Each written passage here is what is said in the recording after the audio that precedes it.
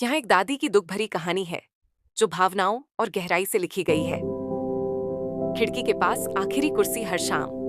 दादी खिड़की के पास उसी लकड़ी की कुर्सी पर बैठती थीं। उसका पेंट बहुत पहले ही निकल गया था और एक पैर थोड़ा हिलता था, लेकिन उन्होंने उसे कभी नहीं बदला। वह कुर्सी सड़क की तरफ थी, वही सड़क जिस पर उनका बेटा 18 साल की उम्र में घर छोड़कर गया था, ये वादा करके कि वह जल्द ही वापस आएगा। ये 30 साल पहले की बात है।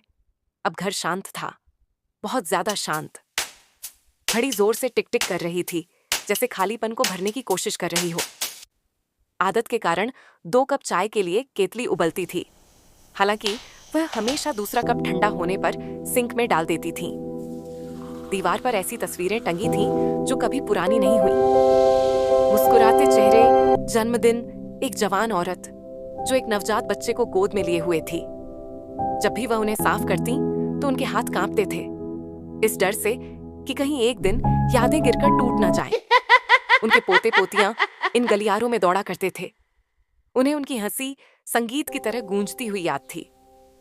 अब खिलौने बिस्तर के नीचे एक डिब्बे में बिना छुए पड़े थे, सावधानी से लपेटे हुए उन मुलाकातों का इंतजार कर रहे थे जो कभी नहीं हुई। कभी कभी वह अभ्यास करती थीं कि अगर वे फोन करेंगे तो वह क्या कहेंगी। मैं ठीक हूं मेरे प्यारे, मेरी चिंता मत करो, मैंने पहले ही खा लिया है। सब झूठ, कोमल झूठ जो उन लोगों को बचाने के लिए थे जिनसे वे प्यार करती थीं, ताकि उन्हें अपराध बोध न हो।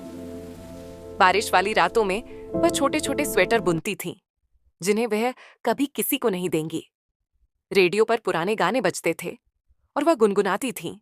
उनकी आवाज वहां कांपती थी जहां कभी खुशी रहती थी। जब आखिरकार एक दोपहर फोन बजा तो वह इतनी तेजी से भागी कि लगभग गिर ही गईं। उनका दिल उम्मीद से जोर से धड़क रहा था। वह एक गलत नंबर था। उस रात उन्होंने कुर्सी को खिड़की की ओर पास कर दिया। बाहर स्ट्रीट लाइट टिमटिमा रही थी, जिससे कमरे में लंबी परछाइयां पड़ रही थीं। उन्होंने खामोशी में फुसफुसाया, जैसे कोई सुन रहा हो, मैं अब भी यहीं हूं।